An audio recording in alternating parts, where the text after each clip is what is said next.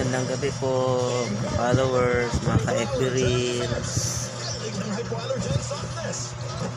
Kanina po ako umuwi galing biyahe. Siguro mga bago mag alas 2, nandito na ako. Ito ko ngayon, nanonood ako ng balita sa GMA. Habang nanonood, nagsasaing na rin ako. Wala akong ibang mga content talaga. Kanina gusto kong mag-video. Na-busy naman ako sa pag-drive. Kaya wala akong na-video kanina. Ang hirap din mag-isip ng content.